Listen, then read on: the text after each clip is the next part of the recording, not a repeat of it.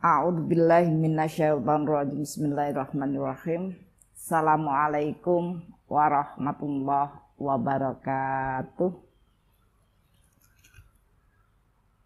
Asbahna wa asbahal mulku lillah walhamdulillah la syarikalah la ilaha illa huwa wa ilaihin nusur.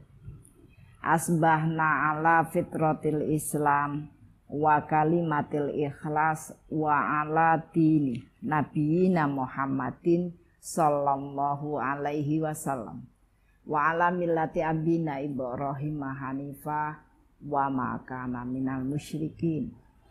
Allahumma inni asbahtu minka fi ni'matin wa afiatin wa sitri fatimma alayya ni'mataka wa afiataka wa sitraka fid dunya wal akhirah. Amin.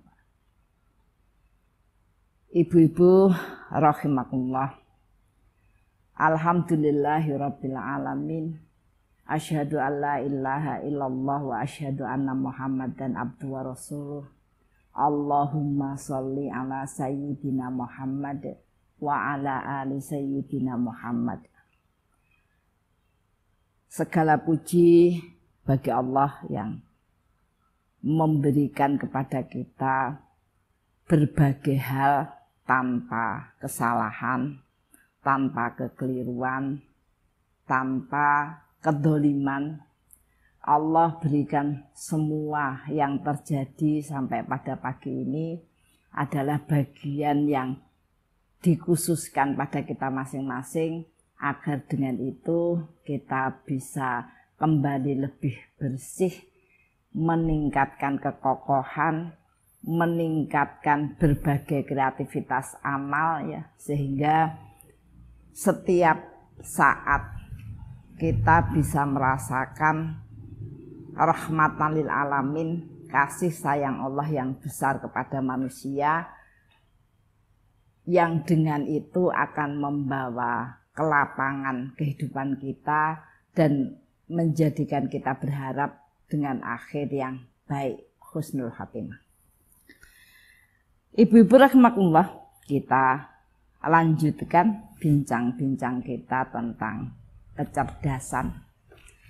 Saya ingatkan kembali kenapa kita berbicara tentang kecerdasan imaniyah ya. Karena memang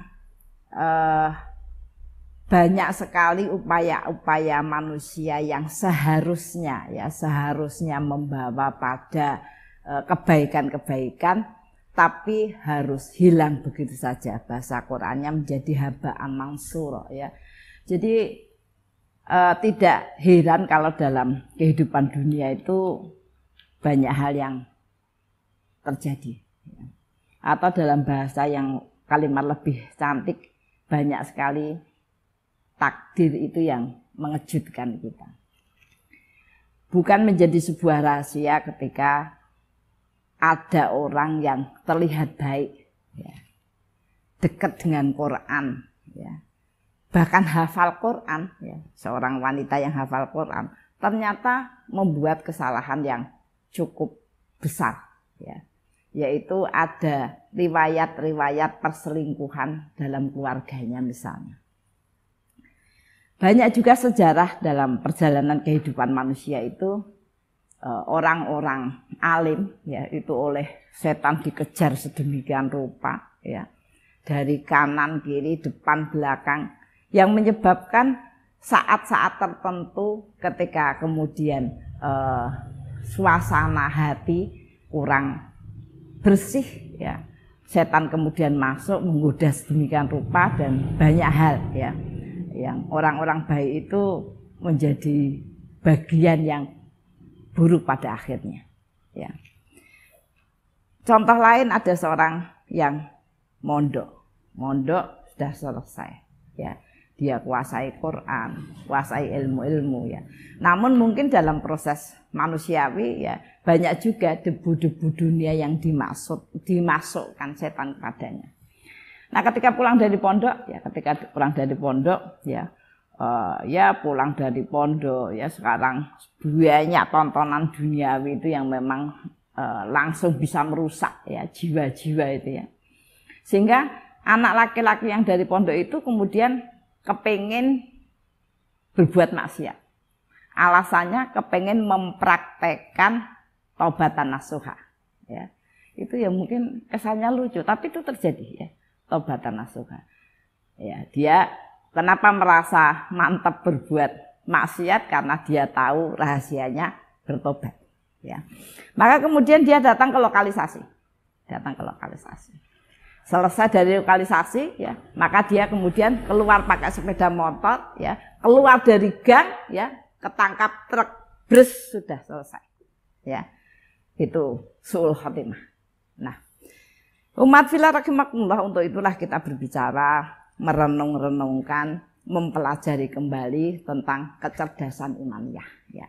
Karena waktu kita itu sedikit, fasilitasnya juga sedikit, ujian yang kita dapat banyak, ya, sehingga kita perlu mengasah ya proses kehidupan kita menjadi lebih cerdas.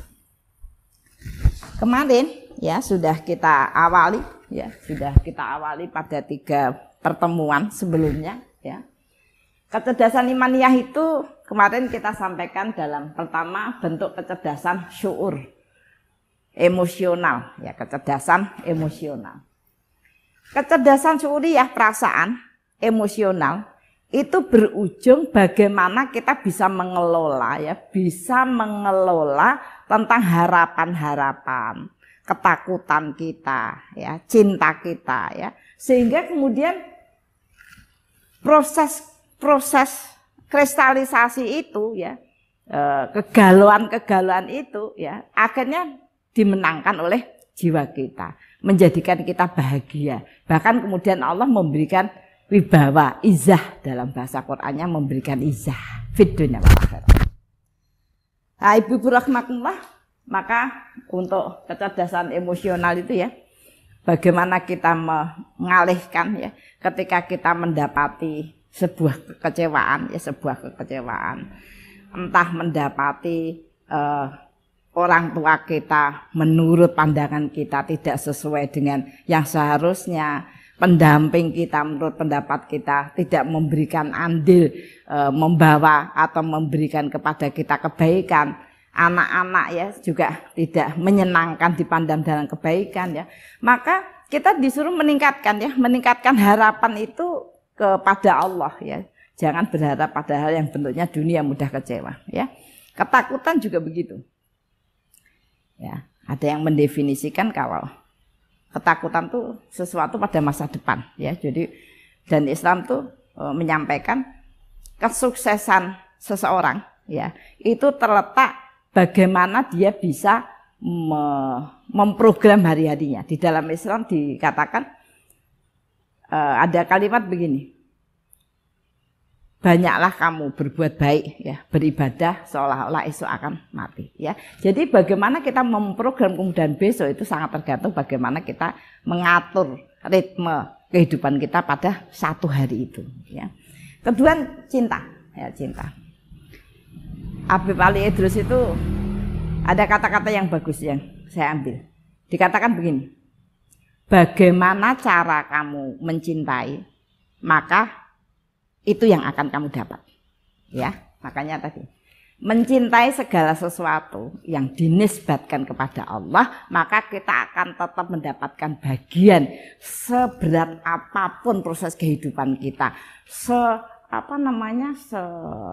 serumit apapun permasalahan yang kita hadapi. Kalau kemudian kita melakukan itu karena cinta kita kepada Allah, Allah yang memberikan itu, maka kita pun akan tetap mendapatkan sesuatu. Kalau tidak di dunia, akan disempurnakan di akhirat. Kemudian yang kedua, fikriyah. Kecerdasan fikriyah itu berujung pada kita bisa fokus ya, fokus. Jangan gagal fokus. Kenapa? Karena fokus itu adalah Allah akan memberikan kepada kita jalan-jalan yang strategis ya, tidak muter-muter, jalan-jalan yang strategis, sederhana tapi tepat gitu ya. Kemudian produktif. Sebelum orang itu bisa fokus ya, itu akan membuang banyak waktu. maksud fokus itu dalam bahasa apa namanya, bahasa gambaran motivasi ya. Itu ada seorang guru masuk ke kelas membawa ember berisi batu-batu besar. Batu besar. Gambar. Kemudian dia bilang sama muridnya, "Sudah penuh?" Kata mereka, "Sudah." Ya. Maka kemudian dimasukkan batu kecil. Ya, batu kecil. Ya. Kemudian digoyang-goyang. "Sudah penuh?" Kata muridnya, "Sudah." Kemudian dimasukkan pasir. Terus digoyang-goyang sampai pasir yang banyak itu pun masuk. Kemudian diperlihatkan lagi, "Sudah penuh?" Semua murid diam. Khawatir nanti dimasukkan apa lagi, kemudian bisa masuk lagi. Maka benar, ternyata kemudian guru itu memasukkan air. Maka sudah penuh, tidak bisa dimasuki lagi. Ibu itu mengatakan, kalau sejak pertama kamu masukkan air dulu, maka pasir pun tidak bisa masuk. Ya, itu fokus. Hidup yang fokus itu utamakan prioritas amalnya. Ya, karena tadi kalau ember itu dimasukkan air, ya, kemudian pasir pun tidak bisa masuk. Ya. Nah itu tadi, sehingga itu harus menjadi bagian perhatian ya dalam proses ya perjalanan kehidupan kita. Jadi begitu ya, jadi proses kebersihan jiwa ya, kelapangan hati itu sangat ditunjang oleh bagaimana proses kecerdasan di dalam berpikir ya, kecerdasan di dalam menentukan ya langkah-langkah, sehingga banyak hal yang bisa dikerjakan. Kemudian yang ketiga, kecerdasan jasadiah ya, kemarin saya sampaikan kecerdasan jasadiah. Kecerdasan jasadiah itu yaitu berujung pada menjadikan jasad kita itu kuat dan berkah ya, kuat dan berkah ya. Karena kuat saja itu belum cukup ya, kuat saja itu belum cukup ya, ada petinju, ada macam itu kuat ya. Tetapi kalimat berkah itu adalah kekuatan jasad yang kemudian semua yang dilakukan, banyak hal yang dilakukan itu mendatangkan nilai kemudahan yang kemudian akan memberikan bagian masa depan yang jauh lebih bisa dinikmati, tidak sekedar pada dirinya ya. Jadi kuat dan berkah secara fisik maupun rezeki ya. Allah itu sedemikian rupa mengkaitkan pertanggungjawaban seseorang terhadap fisik ya. Masalah makanan pun itu digabungkan dengan bagaimana seseorang itu akan bisa kita lihat, akan bisa membangun diri untuk mendapatkan rezeki yang berkah. Itu ternyata sangat terhubung antara sikap seseorang dalam makan ya. Kemudian yang kedua, kecerdasan jasad itu terlihat terlatih ya, terlatih. Saya ingatkan kembali, tidak ada jasad yang bisa spontanitas untuk melakukan amal tanpa latihan ya. Ya sekecil apapun, sekedar kita mengucapkan subhanallah, subhanallah, subhanallah, semua orang bisa. Tapi kalau kemudian tidak terlatih, maka itu juga tidak menjadi bagian yang akan mendatangkan keberuntungan ya, keberkahan ya, dan lain sebagainya ya. Terlatih dalam ibadah, dalam muamalah, sekali lagi dalam muamalah itu dalam menambah amal ya. Kemarin saya sampaikan hal yang cukup kadang dilupakan seseorang itu dari kecerdasan fisik itu mulai dari bermuka berseri. Itu bagian awal, apakah seseorang itu baik atau tidak, apakah seseorang itu akan mempunyai bagian yang kehidupannya itu nanti akan terlibat dengan banyak hal, banyak amal, itu ternyata dilihat dari bermuka berseri. Atau kalau dalam bahasa pelatihan SDM itu sampai disebutkan begini, kalau ada orang yang tidak bisa berekspresi terima kasih, maka orang itu tidak akan bisa diperbaiki, sampai begitu ya. Kalau dalam bahasa pengembangan SDM di kantor-kantor itu yang dilihat, kalau orang itu sampai tidak bisa berterima kasih, ekspresi terima kasih ya, maka agak sulit atau bahkan dikatakan akan menjadi sulit untuk dirubah menjadi SDM yang baik. Nah, bermuka berseri, terus ya dilatih, dan Allah memberikan bagian latihan yang sangat mendasar dari muka berseri dengan sholat, dzikir, baca Quran, karena ekspresi tajwid itu menunjukkan bagaimana melatih ekspresi wajah. Kemudian yang ketiga, jihad. Ya. Jihad itu, jasad itu kenapa disuruh untuk bersungguh-sungguh? Agar muncul ghirah. Sebuah kesungguhan untuk menampakkan. Ya. Ghirah itu kalau dalam bahasa letterleknya itu sebagai sebuah kecemburuan, ya, atau sebagai sebuah bentuk ungkapan perhatian, ungkapan cinta yang mendalam, kepingin menunjukkan kepada Allah sebaik-baik apa yang bisa dia lakukan dari perintah yang diberikan. Nah itu ghirah, ya. Jihad itu ghirah. Maka kalau Gus Bah itu sampaikan, orang baik, ya, orang baik yang tidak punya ghirah itu termasuk kriminal kebaikan. Maksudnya begini, ada orang itu hidup seadanya saja, nggak punya ghirah menampakkan, nggak punya ghirah memperjuangkan kebaikan. Ya, ada orang, wes aku isone kerja gini, aku bisanya kerja begini, ya, jadi sopir, ya, wes sing penting saya kerja dapat duit, bisa kasih makan, ya sudah gitu, ya itu saja yang dilakukan. Ya dia sholat, dia puasa. Tapi yang diantar kemana-mana itu adalah wanita yang tidak pernah memakai pakaian yang benar. Ya.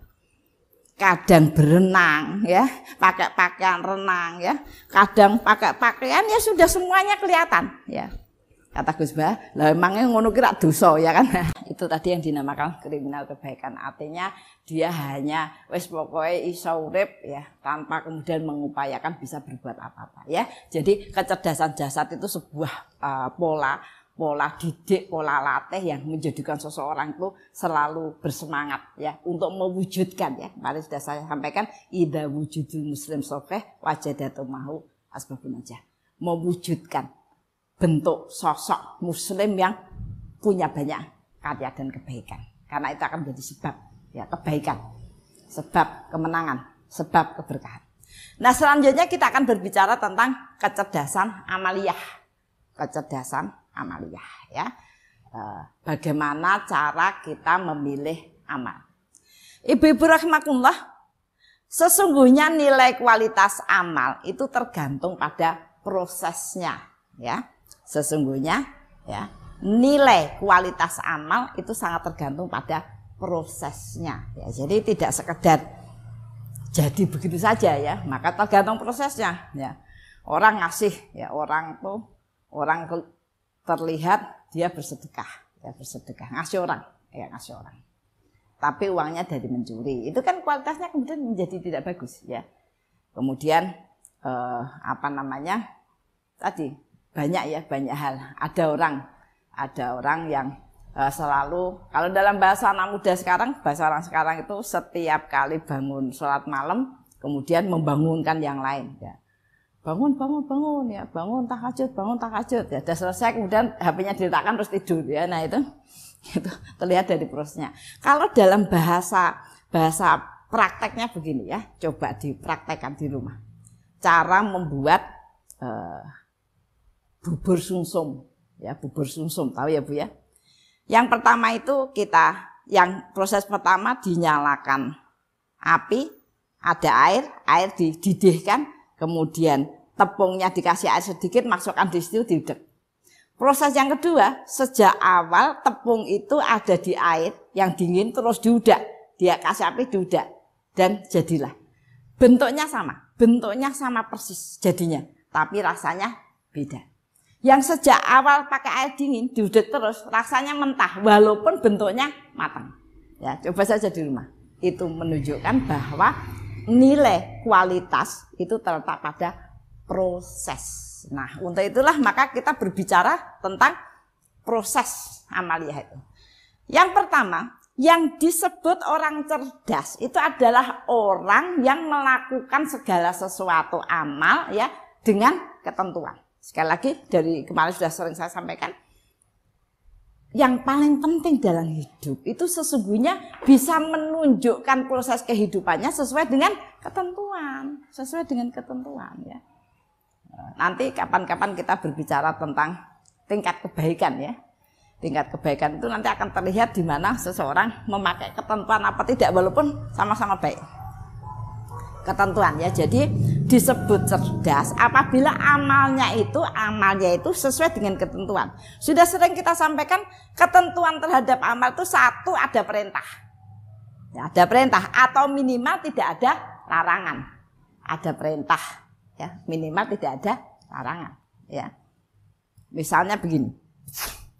Menanam. Ya, menanam.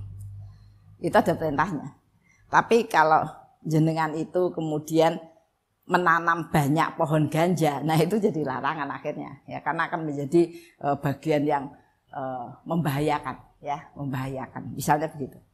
Itu tadi bagian perintah, ada perintahnya, minimal tidak ada larangannya. Maka kalau ada orang mengatakan begini, hidup, nek aku tuh urip santai, kepengen nesu-nesu, ya. Kepengen guyu-guyu itu tidak benar. Nesunya itu sendiri aja tidak ada perintahnya. Kalau kepengen nesu-nesu, kepengen guyu-guyu itu gimana maksudnya, ya? Nah itu tidak cerdas, tidak cerdas. Kadang-kadang kita bela-belain untuk kepengen memberitahukan kejelekan seseorang. Kalau bahasa perempuan gampang ngerasani kesana kemari. Kalau ditanya kowe iki kok ngrasani, iki aku ora ngrasani ya, iki tenan ya gitu ya. Nah, itu larangannya sangat berat, Dan itu telaten dilakukan sedemikian rupa. Padahal itu akan merugikan dunia akhirat, ya. Karena seluruh amal yang dia lakukan nantinya akan terambil. Terambil oleh siapa? Ya orang-orang yang dirasani itu, ya. Dan kenapa ini menjadi bagian yang terus-terus diingatkan, khususnya para wanita, karena ngerasani itu adalah pekerjaan yang santai, dilakukan di suatu tempat dan semua orang bisa kena, ya. Nah itu sehingga ringan sekali, ya, lidah ini ke sana. Ya, tadi satu ada perintah, ya, minimal tidak ada larangan, ya. Makanya kalau kita itu ngepel, mau pakai super pel, apa pakai so clean, aku pakai Viva ya sakarepmu. Sing pokoknya nek larangan itu udah usah dibahas, ya. Tapi kalau itu sudah larangan, nah itu tidak boleh. Kemudian yang kedua, caranya benar. Ya. Atau tidak menimbulkan mudarat. Caranya benar, ya. Tidak menimbulkan mudarat. Maksudnya gini.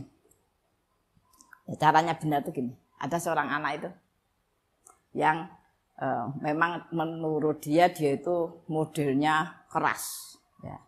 Nek cara wong Jawa ya rada kasar, kaku gitu, ya.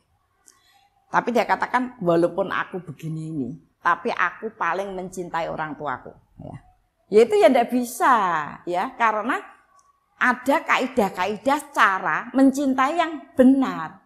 Harus bermuka berseri, ya. Nah, muka berseri pada orang tua itu sampai tidak boleh masam, ya. Kemudian ngomong yang baik gitu, ya, itu tidak bisa, kan nanti akan menimbulkan mudarat, ya. Nah, cara yang benar misalnya tadi kita itu perempuan khususnya, ya, kepengen baunya nggak asem, itu bukan berarti harus wangi, ya. Boleh wangi, ya, tadi tidak menimbulkan mudarat itu di rumah, tapi kalau di luar, ya, bentuknya menjadi haram.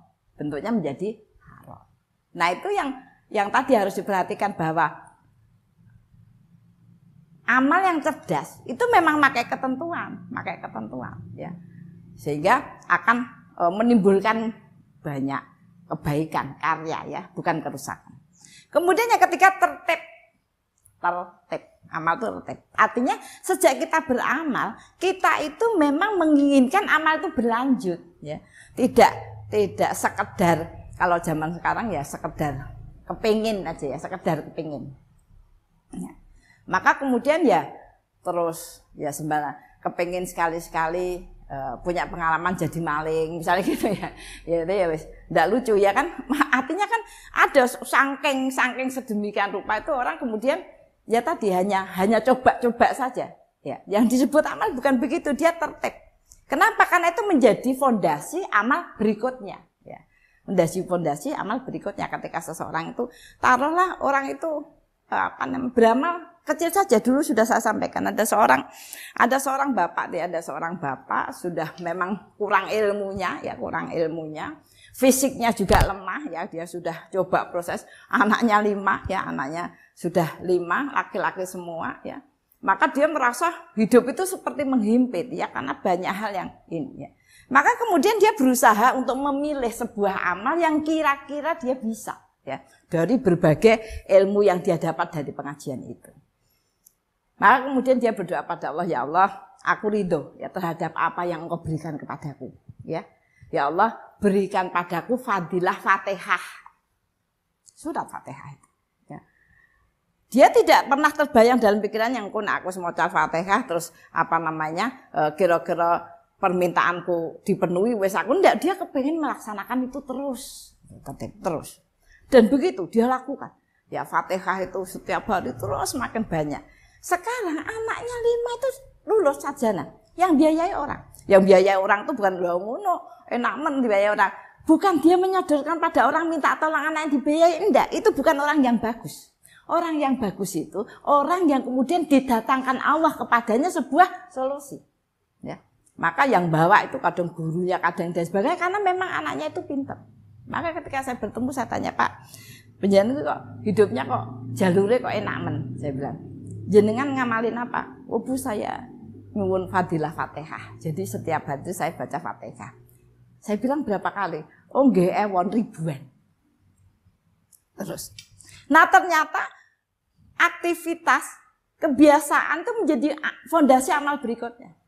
Kalau dalam bahasa syariat kita itu disuruh beramal, kenapa ada tertibnya? Agar sampai pada istiqomah. Kenapa? Kenapa harus sampai pada istiqomah? Orang yang sudah beramal, kebiasaannya menjadi oleh Allah diberikan keistiqomahan, itu ketika tidak melaksanakan dia diberi pahala yang sama. Misalnya, kita tuh sudah biasa baca Quran dari maghrib ke isya terus, memang sampai itu suasananya terus dilakukan. Dia senang itu. Suatu ketika karena suatu sebab itu entah kemudian harus nangani orang sakit, ada tamu dimintai tolong, ya, yang emergensi sehingga dia kelupaan. Ya dia beristighfar tidak membaca di maghrib sampai isya. Tetapi kaidahnya mengatakan kalau pekerjaan yang biasa kamu lakukan tidak kamu lakukan karena sesuatu yang syar'i, maka Allah tetap akan mengirimkan pahala sama seperti kamu yang melakukannya. Itu sebabnya kenapa amal itu disuruh tertib. Ya, syaratnya istiqomah dulu. Nah, itu ketentuannya begitu. Menjadi bagian yang perlu kita tahu. Jadi kalau kita itu beramal, sekarang kita lihat amal kita. Amal kita itu tidak nyangkut ketiga ini, itu namanya nggak cerdas, ditinggalkan aja. Apalagi kalau tidak ada perintahnya, ya itu sudah harusnya sudah ditinggalkan gitu ya. Kemudian yang kedua, nilai kualitas amal yang dimaksudkan proses itu adalah kita melihat fungsi atau peran personal yang melaksanakan itu. Ya, karena beda-beda, nanti akan jadi beda-beda ya prosesnya. Satu ya, apakah personal itu sebagai anak atau sebagai pendamping, istri atau suami atau sebagai anggota masyarakat. Ya, itu akan memberikan dampak implikasi yang berbeda, ya. Nah, apa yang dilakukan anak misalnya, ya anak ini, jadi apa peran amal dalam proses personal itu?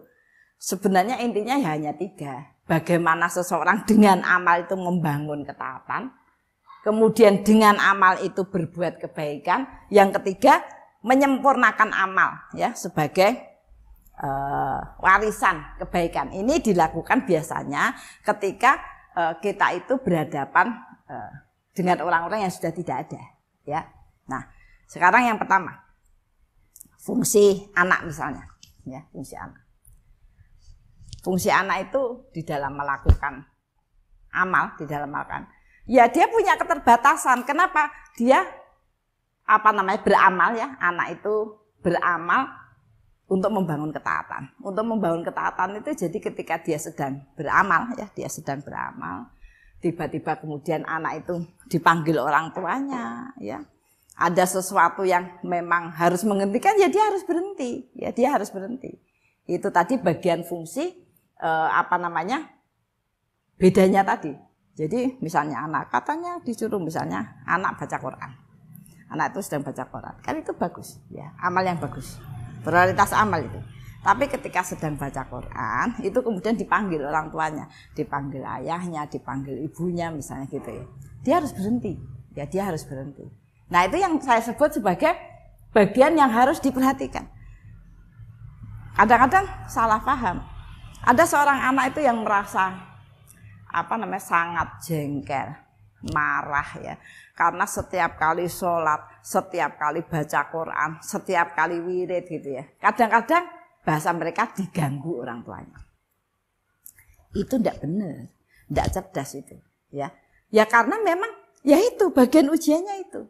Allah itu kepingin kita itu beramal tuh untuk Allah. Sehingga ketika Allah kemudian menguji kita, ya Allah itu menguji kita, itu kemudian kita juga mengikuti ritme atau hal-hal yang disodorkan Allah. Artinya ketika ada ujian ya kita berhenti sejenak ya, kemudian melaksanakan lagi. Nah itu banyak yang kemudian anak-anak saya biasa sama anak kampus. Kebanyakan anak-anak kampus itu kadang males pulang. Kenapa? Ya kalau di rumah ya disuruh-suruh, ya disuruh-suruh. Bahkan sering saya sampaikan kepada anak-anak kampus, khususnya pada waktu Ramadan, kebanyakan anak-anak kampus itu di Semarang sampai mau Lebaran. Baru pulang malam Lebaran. Ya, kenapa? Ya khawatir baca Qur'annya tidak selesai lah, khawatir tidak bisa etikaf lah. Padahal kalau untuk putri itu bukan bagian yang wajib. Lalu bagaimana kita itu bisa mensuasanakan dan menurunkan rahmat yang bisa di rumah ya? Kalau kemudian begitu yang kita lakukan ya. Makanya tadi saya sampaikan kalau posisi sebagai anak itu ya dia walaupun beramal akan dididik oleh Allah bahwa ketaatan yang dilakukan itu harus terhubung dengan kebaikan-kebaikan. Lebih jelasnya kemarin sudah saya jelaskan di video saya yang satu tentang keluarga itu ya, lebih detail membahas tentang perilaku masing-masing orang dalam berinteraksi ya, Karena sering begitu, sering sekali anak-anak kampus itu misalnya datang ke rumah. Saya khawatir kalau saya pulang ke rumah itu iman saya turun. Dan saya bilang apa di sana tidak ada Allah? Ya ada. Terus maksudnya apa ya? Nah itu kadang-kadang kita itu salah mengartikannya seolah-olah bahwa amal itu adalah prestasi banyaknya. Bukan. Kadang-kadang Allah sengaja menguji kita. Kenapa? Karena orang yang beramal banyak itu sangat berisiko sombong. Untuk itulah maka Allah itu memperlembut hati ketika anak-anak itu disibukkan dalam beramal oleh Allah diuji dengan bagian-bagian dengan orang tuanya. Agar tadi tidak semata-mata pada mentarget ya sesuatu tanpa membangun karakter. Berbuat baik. Kemudian yang ketiga menyempurnakan. Ini kalau sisi anak itu ya menyempurnakan amal. Ya. Kemarin juga ada yang tanya kalau ya jadi kita tuh terus kenapa kita apapun bentuk orang tua, bagaimana karakternya, ketaatan kita pada Allah itu mewajibkan kita untuk berbakti. Dan bakti itu dengan menimbulkan mahabbah yang besar, ya, sehingga terus bisa berbuat baik. Nah, orang yang taat dan berbuat baik itu, kelak dia akan bisa menyempurnakan. Kalau orang itu sudah meninggal, maka kita diperintahkan untuk memberikan bagian investasi kebaikan kita dengan menyempurnakan amal mereka. Ya. Maka ketika ada orang yang meninggal, saya bilang semoga keluarganya bisa menyempurnakan amal. Karena sekali lagi yang namanya orang sudah meninggal itu Allah memberikan kebahagiaan sudah cukup di situ. Ya, kesalahannya tidak akan bertambah. Tinggal bagaimana kita menambah dan menyempurnakan amal. Dengan apa? 1, doa. 2, kita harus terhubung dengan orang-orang yang dikenal. Ya entah itu setahun sekali ya. Ada yang tanya kalau beda daerah gimana. Ya diupayakan kan keluarganya banyak. Entah kemudian ngirim. Tapi itu di bagian dijadwalkan. Karena kalau suatu ketika kita itu ketemu sama bersilaturahim ke orang-orang yang dikenal bapak ibunya, kemudian mereka mengatakan, oh ibu mungkin diutang loh, tapi ya wis tak ikhlas. Kayak itu kalau kemudian dia tidak ketemu kita, tidak ngomong mengikhlaskan, ya maka orang tua kita tidak bisa masuk surga selamanya karena terhalang hudangnya tadi ya, dan lain sebagainya. Misalnya ada orang yang serik ya, dan bersyukur anaknya menyambung, kemudian kita memintakan maaf dan lain sebagainya, itu sangat membantu ya, dan itu memberikan bagian tadi warisan kebaikan. Kenapa? Karena dengan demikian kita akan bisa menurunkan rahmat yang besar. Rahmat yang besar itu kadang-kadang tidak sekedar untuk kita, tapi bisa untuk keluarga, bisa untuk lingkungan, bahkan bisa untuk negara ya. Allah tidak akan mengadab sedemikian besar sebuah negara ketika di dalamnya banyak orang-orang yang bersujud, banyak orang-orang yang memohon ampun, dan banyak orang-orang yang menyambung silah ya. Itu konteks menyempurnakan tadi dari sisi anak. Pendamping juga begitu ya. Jadi ketaatan berbuat baik itu dibatasi oleh fungsi dan perannya ya, fungsi dan perannya. Maka apalagi ibu-ibu ya, kalau zaman sekarang ya, ibu-ibu zaman sekarang itu seolah-olah merasa harus banyak berperan di komunitasnya. Sehingga kadang-kadang itu juga mengurangi hak-hak ya dari orang-orang yang berada di bawah pertanggungjawaban kita, dan mengurangi bagian-bagian kewajiban kita. Itu harus diperhatikan ya, karena memang itu menjadi penting. Nanti amal-amal kita itu tidak bernilai tinggi. Sering diingatkan oleh hadis, banyak sekali orang beramal kalau puasa ya hanya dapat lapar, kalau sholat ya hanya dapat capek berdiri ya. Kenapa? Karena tidak memperhatikan kaidah ya. Makanya saya sering sampaikan, kenapa kita membuat pengajian itu seminggu sekali dan hanya 1 jam. Ya karena memang kewajiban atas ibu-ibu tuh banyak sekali. Kalau kemudian kita tuh seharian pergi ngaji ya, kemudian kacau, karena biasanya ibu-ibu begitu, kalau hari pengajian itu ya ndak masak, ndak bersih-bersih, ndak ngapa-ngapain ya, sampai rumah apal ini hari apa, oh ibumu ngaji makanya ya rumahnya berantakan. Itu kan nggak benar, kayak gitu itu nggak benar ya. Jadi kalau istri, suami juga begitu. Suami itu dibatasi oleh kewajiban berhadapan. Karena memang tadi amal. Kadang ada yang bertanya begini, ini cukup menggelitik ya. Ada seorang, ini pandemi begini nih ya, banyak kasus, terutama kasus perselingkuhan. Ada suami yang bilang begini, dia tidak mau disalahkan. Kenapa? Karena dia bilang begini, saya itu tidak pernah bertemu, saya juga tidak kenal baik. Pertanyaannya, kenapa tiba-tiba bulan-bulan terakhir itu dia ada di hati saya? Nah saya bilang, kalau toh begitu, itu bentuknya ujian di hati ya. Bahasanya orang tuh kadang-kadang kalau sudah muncul di hati itu seolah-olah itu adalah suara hati. Belum tentu ya. Kenapa? Karena itu yang dinamakan hati nurani dan godaan setan yang lewat ya, aliran darah, itu hampir sama bagi manusia. Ya, hampir sama, sampai kadang tidak bisa membedakan. Ya, suatu contoh tuh ya, ada seorang anak itu membunuh bapaknya. Dan bapaknya itu memang jahat, suka ngajar ibunya, anaknya, sudah sedemikian rupa. Ya, setiap hari, bertahun-tahun. Maka ketika ada kesempatan, maka anak itu membunuh bapaknya. Ketika ditanya, kamu menyesal tidak? Tidak. Ya. Kenapa? Karena itu suara hati nurani saya. Ya. Mutusi gimana? Itu suara hati nurani, maksudnya gitu. Tapi tidak bisa. Yang dinamakan suara hati nurani, apakah itu suara hati nurani atau godaan setan atau itu nafsu? Yang membedakan apa? Quran. Kalau yang ada di hati itu tidak sesuai dengan Quran, tidak sesuai dengan kebenaran, maka itu godaan setan. Ya, maka saya kembali ke bapak tadi ya. Dia tidak tahu kenapa bayangan perempuan itu ada di hatinya. Maka dia merasa itu bukan wangsit ya. Wangsit untuk perempuan ini harus aku dapatkan, bukan begitu. Itu diuji, digoda setan. Kenapa saya anggap digoda? Karena secara Quran itu tidak bisa. Orang istrinya aja tidak diingat-ingat di hati, kok bisa perempuan ada di hatinya dibiarkan saja. Harus dikeluarkan. Harus dikeluarkan.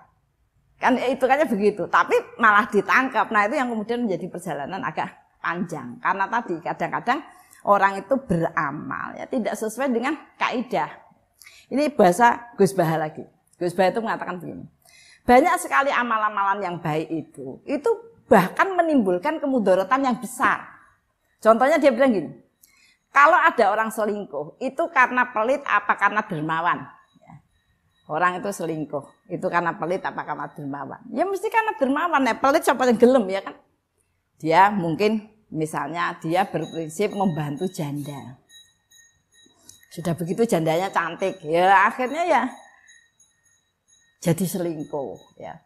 Lebih caranya ya harusnya dikasih pada mahramnya, kan begitu ya. Jadi itu tadi, kadang-kadang kebaikan-kebaikan itu kalau maka kita itu disuruh mempunyai kecerdasan dalam memilih amal gitu. Itu tidak sekedar bagi laki-laki, bagi wanita juga begitu. Seorang wanita yang sudah menikah kemudian batin ya ada bintang film Korea kayak ada bintang film ya Indonesia, wah ya Allah ana wong kok bagus-bagusnya kok ngono bojoku wis ora apa-apa. Itu dosa ya.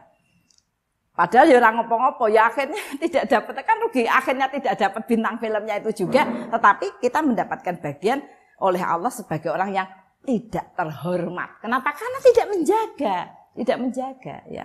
Nah, kadang-kadang kaidah-kaidah begitu itu kan karena tidak tahu ilmu atau barangkali ya sudah kadung biasa ya seperti dalam kita berkata ya. Itu kadang-kadang juga menimbulkan banyak masalah gitu ya. Kalau sekarang sampai disamakan yang namanya kaidah berkatalah yang baik itu termasuk menulis yang baik. Coba ya. Orang-orang yang jelek, ya, orang-orang yang salah, orang-orang yang banyak maksiat, hizbus syaiton bahasa kasarnya itu ya. Itu serius sekali merencanakan sebuah kejelekan yang dengan itu orang rusak. Coba toh, apa sih maksudnya dia? Ketika ada iklan besar, biayanya ketika dipasang satu pemasangan itu 6 juta, ya, dan dipasang di seluruh Indonesia dengan bunyi daripada bertanya lebih baik tersesat. Nah, itu tuh apa yang dipikir coba? Bayangkan sebuah amalan yang dipikirkan betul-betul nganggo rapat, nganggo biaya sedemikian besar untuk merusak. Lalu kenapa kita itu ketika beramal yang baik ya, itu tidak mau rekoso, ya harus lah, semua itu harus dipersiapkan. Kalau tidak dengan persiapan yang baik tentu saja tidak akan bernilai dengan nilai yang baik ya. Maka ya itu tadi banyak sekali orang-orang itu yang maksiat saja rela menahan diri ya. Ada orang mau selingkuh, itu sabar untuk nembak yang tepat, ben ora konangan bojone lah, ben kemudian dan sebagainya, itu sabar. Maksiat itu loh sabar. Tetapi kita untuk berbuat baik, untuk menahan diri, untuk agar mendapatkan nilai yang tinggi, kadang-kadang kita tidak mau sabar.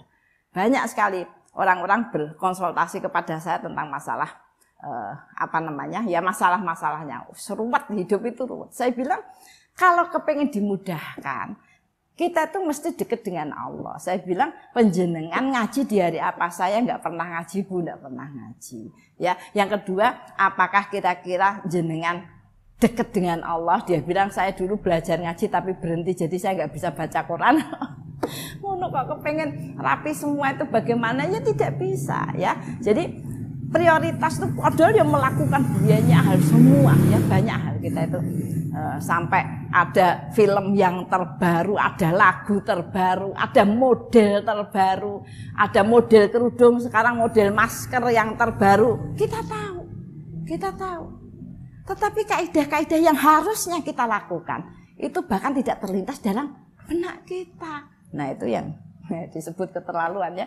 Kadang-kadang Tapi biasa begitu, sudah saya katakan, orang itu yang hatinya banyak tuntutan dunia, melakukan sedikit merasa melakukan yang banyak. Orang yang kepengen dekat dengan Allah, bersih, kepengen menjaga amal itu semata-mata untuk Allah, dibuat oleh Allah, sebanyak apapun dia lakukan, maka dia merasa belum berbuat banyak sehingga terdorong untuk lebih banyak beramal. Ya, jadi ibu-ibu saya ingatkan kembali bahwa amalan-amalan itu memang dibatasi. Kenapa? Ya agar cerdas, agar manusia itu tidak semaunya sendiri, ya tidak semaunya sendiri. Insya Allah sesudah ini akan saya sampaikan derajat kebaikan ya agar kita lebih jelas ya orang baik itu yang kayak apa gitu ya, kebaikan, nilai prioritas kebaikan itu yang kayak apa ya. Jadi saya hanya kepingin sampaikan bahwa kebaikan yang tidak dilakukan sesuai dengan ketentuan yang ada ya itu nanti tidak akan mendapatkan nilai yang bagus, bahkan kadang-kadang terbalik, ada orang yang sedekah 10.000, 20.000, 30.000 ya. Ternyata ketemu di jalan tuh orang tuh nggak menyapa dia, ya. Maka dia marah-marah. Wes dikasih uang tiap saat ke rumah dikasih mah gini-gini. Nah, itu bumerang ya. Karena sedekah yang dikata-katain itu akan hilang ya, akan hilang. Kita kasih baju, sudah baju pantas pakai lagi ya, baju pantas pakai. Ya memang andalah sing nampa ki ya wonge open. Sudah lama baju itu menjadi ya milik si ibu itu bertahun-tahun. Dipantas pakai, dikasihkan. Suatu ketika dia ketemu orang yang pakai itu, dia katakan, "Ya Allah, bajuku tebake je ape ya padahal kowe wis suwe lho itu jenengan gugur, amalnya gugur." Ya. Kenapa ya itu sudah dikasihkan, sudah tidak baju kita lagi. Kita harus mampu menahan diri. Ya misalnya begitu. Padahal aku Gojek loh ya. Saya hanya komentar aja nggak ngapa-ngapa, nggak pengen minta balik sih gitu. Tapi tidak ada berarti ketentuannya begitu ya. Jadi itu yang saya anggap bahwa amal itu harus pakai ketentuan. Ya, jadi itu tadi bagian-bagian yang perlu kita perhatikan dari sebuah amal ya dengan prioritas. Nah, kemudian yang ketiga prioritas amal ini karena agak panjang ya, sebelum ini nanti akan saya sampaikan tentang derajat-derajat kebaikan agar kita tahu bahwa prioritas amal itu yang bagaimana ya, maka ini akan saya sampaikan minggu depan ya. Nah, sehingga kita bisa sedikit demi sedikit memahami ya. Kenapa kita sampaikan tentang kecerdasan? Karena tadi kehidupan ini sudah sedemikian rupa, apalagi yang hidupnya sudah lama dan amaliyahnya itu kadang-kadang berada dalam rutinitas, yaitu rasa-rasanya ya menjadi bosan ya. Ujian Allah itu kan di situ. Yang disebut ibadah itu satu. Pada titik tertentu kamu merasa bosan, berarti ibadahmu itu benar. Ya, sehingga kita disuruh mengulang dari sedikit dulu sampai semangat kembali. Kalau ada orang ibadah nggak ada bosannya, semangatnya semakin tinggi, itu pasti ada unsur dunianya. Ada orang puasa 40 hari kuat karena dengan puasa 40 hari itu donga kepengin duwe omah.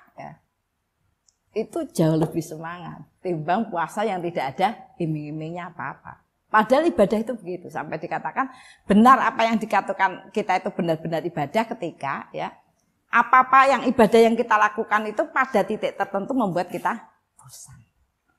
Nah, setelah kita ada rasa kebosanan kemudian kembali lagi ya. Biasanya kita itu misalnya sholat duha 12 rakaat, rasanya ada ya rasa jenuhnya. Kemudian kita mulai lagi dari 2 rakaat, 4 rakaat, begitu terus. Itu sunatullah, ada titik. Tapi kalau kita punya ruhul jihad, titik kejenuhan, titik kebosanan itu segera bisa diatasi. Ya. Kalau kemudian kebosanan itu menjadikan kita akhirnya drop, ya.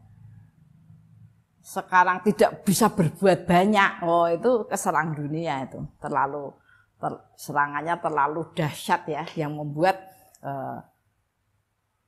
prioritas kehidupan kita, akhirat kita yang punya nilai itu menjadi tidak punya tempat, tidak menyisakan kekuatan.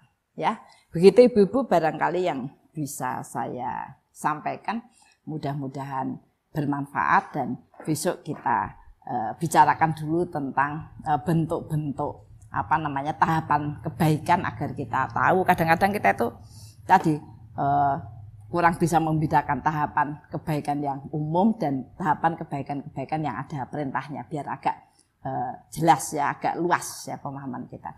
Begitu, fastabiqul khairat ya, mudah-mudahan Allah selalu memberikan dorongan kepada kita untuk terus-menerus bersama-sama ya, saling mengingatkan, saling membimbing ya, saling memberikan doa, saling memberikan fasilitas untuk berada dalam kebaikan dan kemaslahatan yang banyak. Kita tutup dengan kafaratul majlis. Subhanakallahumma wa bihamdika asyhadu an la ilaha illa anta astaghfiruka wa atubu ilaik. Alhamdulillahirabbil wa takunana minal tarim. Assalamualaikum warahmatullahi wabarakatuh.